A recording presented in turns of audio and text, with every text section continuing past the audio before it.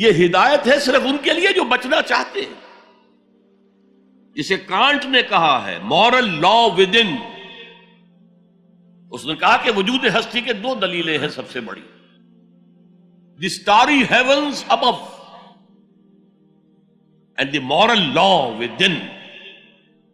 ہمارے اندر مورل لا ہے، یہ اچھا ہے یہ برا ہے، یہ خیر ہے یہ شر ہے، یہ مورل لا ہے اندر.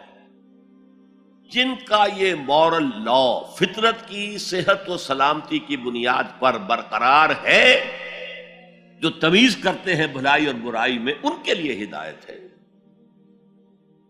اولاً وہی آتے ہیں سلیم الفطرت لوگ، ابو بکر اور عثمان رضی اللہ تعالی عنہما، والذین تبعوہم بإحسان. پھر کچھ لوگ ان کے پیچھے پیچھے بھی آتے ہیں. ایک نمونہ دیکھ لیا، کچھ لوگ بڑھ رہے ہیں، یہ دوسرے درجے کے لوگ ہیں. قرآن مجید میں درجہ بندی بیان کی گئی ہے. السابقون الاولون من المہاجرین والانصار والذین تبعوہم بإحسان رضی اللہ عنہم ورضوا عنہ. تو یہ سابقون الاولون جو ہیں وہ سلیم الفطرت، وہ سلیم العقل انسان ہیں جو ان چیزوں تک پہنچ چکے ہیں. البتہ ابھی یقین کی دولت جو ہے حاصل نہیں ہوئی، اور یہی نقشہ کھینچا گیا ہے حضور کا وَوَجَدَكَ ضَالًّا فَهَدَىٰ. ضال کا ترجمہ جو ہے گمراہ بھی کر دیا جاتا ہے. ضال اسے بھی کہتے ہیں کہ کوئی شخص کسی کے عشق میں دیوانہ ہو جائے، اور ضال وہ بھی ہے جو ابھی حق کی تلاش میں سرگرداں ہے. تو جو غور و فکر غار حرا میں ہو رہا تھا، حدیث میں آتا ہے تحنسو یتحنسو فی، جا کر آپ وہاں عبادت کرتے تھے. تو وہ عبادت کیا تھی؟ کان صفت تعبدہ فی غار حرا التفکر والاعتبار. غار حرا میں آپ کی عبادت کی صفت کیا تھی؟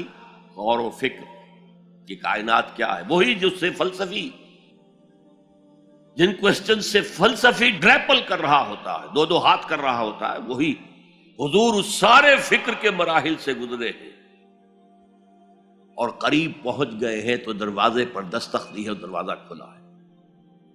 وَوَجَدَكَ ضَالًّا فَهَدَىٰ. پردے اٹھا دیے اور ہدایت دے. اچھا، یہ تو آپ کے سامنے تعلق جو ہے ایمان کا عقل و فطرت کے ساتھ میں سمجھتا ہوں کہ کسی نہ کسی درجے میں واضح ہو. اب میں آپ کو اس کا سنتھسس بتاتا ہوں. یہ عقل و فطرت جو ہے اللہ کو پہچاننا کلیتاً فطرت پر مبنی ہے.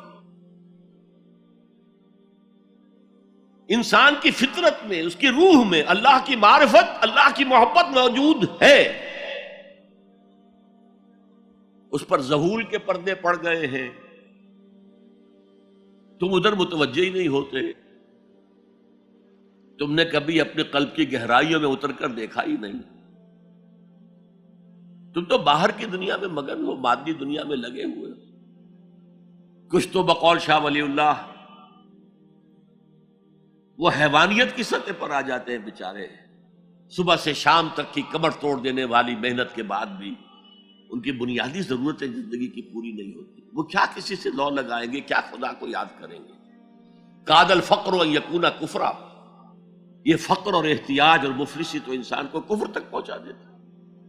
حضور کی حدیث. تو تم ادھر متوجہ ہو، ہماری طرف متوجہ نہیں ہوتے. حضرت ابراہیم کا قول کیا تھا؟ انی وجہت وجہی للذی فطر السماوات والارض حنیفا وما انا من المشرکین. اور یہ نماز کا افتتاح بھی ہے. انی وجہت وجہی، میں نے اپنا رخ سیدھا کر لیا ہے اللہ کی طرف، حنیف یکسو ہو کر. دائیں بائیں کوئی میری توجہ نہیں جا رہی. یہ ہے در حقیقت اس عبادت کا تقاضا، جو کہ شکر کا لازمی نتیجہ. اب اس کا سنتھیسس دیکھیے. میں نے کہا کہ سب سے پہلے ایمان باللہ وہ کلیتاً فطرت پر ہے. اسی لیے کانٹ نے یہ ثابت کیا، ایک کریٹیک آف پیور ریزن اس کی کتاب، جس نے ہنگامہ پیدا کر دیا تھا پورے یورپ میں۔ اس وقت تک کرسچینٹی ڈومیننٹ تھی اور مذہب ایک اہم عنصر تھا انسانی زندگی کا۔ اس نے کہا اللہ کے وجود کے لیے جتنے منطقی دلیلیں دی گئی ہیں سب غلط ہیں، میں سب کو کاٹ کر دکھاتا ہوں۔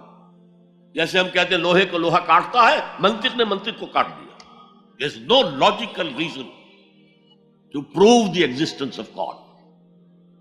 A critique of pure reason، میں نے کہا تھا پیور ریزن، عقل خالص جو فطرت سے رہنمائی نہیں لے رہی۔ وہ فلسفہ جو ہے اس کی منزل کیا ہے؟ ایگنوسٹسزم یا اسکیپٹسزم، لادریت یا ارتیابیت۔ پھر اس نے ایک کتاب لکھی بعد میں، کرٹیک آف پریکٹیکل ریزن۔ اس نے کہا کہ عملی طور پر انسان اخلاق حسنہ اختیار کر ہی نہیں سکتا جب تک کہ خدا کو نہ مانے۔ یہ نیسیسٹی ہے انسان کو کہ مانے۔ علامہ اقبال نے اس کو تسلیم کیا ہے، کانٹ کے اس دعوے کو۔ وہ ان کی کتاب ہے reconstruction of religious thought in Islam, کہ کوئی منطقی دلیل خدا کے وجود کو ثابت نہیں کر سکتی۔ متکلمین نے کوششیں کی ہیں، لیکن دلیل دلیل کو کاٹ دیتی ہے، منطق منطق کا توڑ کر دیتی ہے۔ وہ صرف قرآن نے لفظ آیت استعمال کیا جو میں نے بیان کیا تھا۔ اس کائنات میں ہر شے اللہ کی نشانی ہے۔ جیسے آپ کو اپنے کسی دوست کی دی ہوئی کوئی شے دیکھتے ہی دوست یاد آ جاتا ہے، ایسے ہی آفاق و انفس میں اللہ کی نشانیاں ہیں۔ تمہارے اندر بھی اللہ کی نشانیاں ہیں۔ ذرا توجہ تو کرو، آفاق کو دیکھو، کھول آنکھ، فلک دیکھ، زمین دیکھ، فضا دیکھ۔ افلا ينظرون الى الابل كيف خلقت والى السماء كيف رفعت والى الجبال كيف نصبت والى الارض كيف سطحت فذكر انما انت مذکر۔ کیا یہ دیکھتے نہیں، غور نہیں کرتے اونٹ کو کیسے پیدا کیا گیا، کتنا اپنے ماحول کے ساتھ مناسبت رکھتا ہے، 7 دن نہ کچھ کھانے کو ملے نہ پینے کے ملے، اسے کوئی پرواہ نہیں۔ صحرا لقدق صحرا کا جہاز، وہ دیکھتے نہیں آسمان کیسے بلند کر دیا گیا، دیکھتے نہیں پہاڑ کیسے گاڑ دیے گئے، دیکھتے نہیں زمین کیسے پھیلا دی گئی۔ اے نبی آپ یاد دہانی کرائیے، یہ نشانیوں کی طرف متوجہ کر دیجئے، آپ سوائے یاد دہانی کرانے والے کے اور کچھ نہیں ہے۔ آپ کے ہاتھ میں اختیار نہیں ہے کہ آپ اللہ کو منوا لیں، یہ تو تمہارے اندر سے فطرت سے ابھر کر گواہی آئے گی۔ اب دیکھیے اس کے لیے آیت، جسے میں یہ قرآن مجید کی طویل آیات میں سے، جیسے آیت البر ہم نے پڑھی تھی، ان فی خلق السماوات والارض واختلاف اللیل والنہار والفلک التی تجری فی البحر بما ينفع الناس وما انزل اللہ من السماء من ماء فاحیا به الارض من بعد موتها وبث فیہا من کل دابۃ وتصریف الریاح والسحاب المسخر بین السماء والارض لآیات لقوم یعقلون۔ یقیناً آسمان اور زمین کی تخلیق میں، رات اور دن کے الٹ پھیر میں، اس کشتی یا جہاز میں کہ جو ایسا سامان لے کر چل رہی ہوتی ہے جو لوگوں کو نفع پہنچاتی ہے، اور وہ جو اللہ نے آسمان میں سے پانی اتارا اور اس سے زمین کو اس کی موت کے بعد زندہ کر دیا اور زمین میں پھیلا دیے ہر طرح کے جاندار، اور یہ ہواؤں کا چلنا اور یہ بادل جو مسخر ہے زمین و آسمان کے مابین، ان میں سے ہر ایک نشانی ہے، پہچانو۔ کیا مطلب؟ تم نے کسی مصور کی تصویر دیکھی، تعریف تصویر کی کرتے ہو یا مصور کی کرتے ہو؟ مصور کا کمال ہے، تصویر میں کیا ہے؟ ہاں وہ اپنے منہ سے بول رہی ہے، اپنی زبان حال سے اپنے بنانے اپنے مصور کی تعریف کر رہی ہے۔ تو کائنات کا ذرہ ذرہ اللہ تعالیٰ کی نشانیوں پر ہے۔ شیخ سعدی نے کہا، بڑا پیارا شعر ہے، برگ درختان سبز در نظر ہوشیار ہر ورق دفترست از معرفت کردگار۔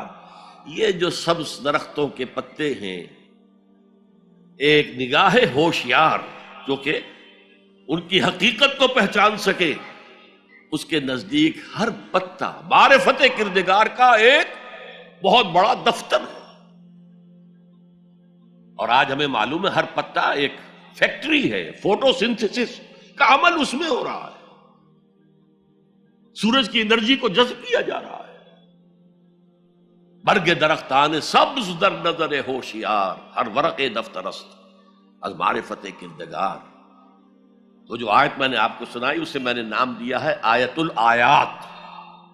اتنی آفاقی آیات کسی اور آیت میں جمع نہیں کی گئی جتنا بڑا گلدستہ ہے یہاں۔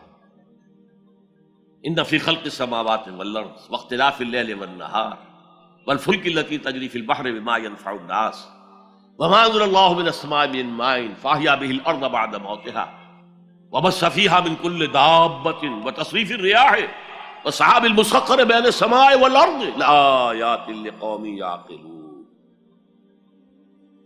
دوسری طرف تمہارے اندر بھی ہے سنوریہم آیاتنا فی الآفاق وفی انفسہم۔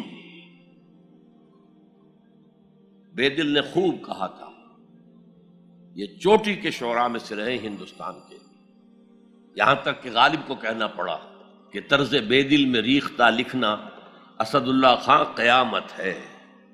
آسان نہیں ہے طرز بے دل میں اردو میں شاعری کرنا، وہ فارسی کے شاعر تھے۔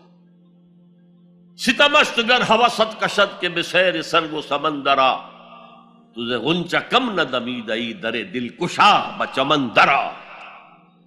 کتنے ستم کی بات ہے، تمہاری خواہش آمادہ کرتی ہے کہ چلو چمن میں دیکھو، پھولوں کی بہار دیکھو، درختوں کی بہار دیکھو، گھاس کے اوپر چہل قدمی کرو۔ ارے تم خود ایک پھول سے زیادہ کھلے ہوئے ہو۔ کبھی اپنے دل کا دروازہ کھول کر اس میں داخل ہو کر اپنے حسن معنوی کا مشاہدہ کرو۔ ستمست گر ہوست کشد کہ بے سیر سر و سمندرا تجھے غنچہ کم نہ دمیدئی۔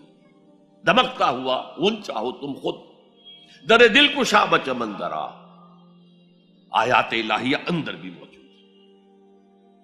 اچھا، ان آیات کے ذریعے سے اللہ کی پہچان ہو گئی، اللہ یاد آ گیا، تھا اندر موجود، اللہ کی علم اور معرفت موجود تھی، پردے آ گئے تھے، ظہور تھا۔ یا جیسے ایک جگہ کہا گیا کلا بل رانا علی قلوبہم، ان کے دلوں کے اوپر جو بھی بدکاریاں وہ کرتے رہے ہیں اس سے زنگ لگ گیا، حجابات آ گئے۔ شیخ علی حجویری رحمت اللہ علیہ، جنہیں داتا گنج بخش کہا جاتا ہے، اگرچہ یہ لفظ نہیں کہنا چاہیے، انہوں نے کتاب کا نام کیا رکھا؟ کشف المحجوب۔ جو پردے میں آیا ہوا ہے، اوٹ میں آیا ہوا ہے، اسے کھولنا۔ تم اوٹ میں ہو، تمہارے اندر موجود ہے اللہ کی معرفت۔ البتہ اس کا ایک نتیجہ یہ نکلنا چاہیے اب تمہارے لیے محبوب ترین ہستی اللہ ہو جائے۔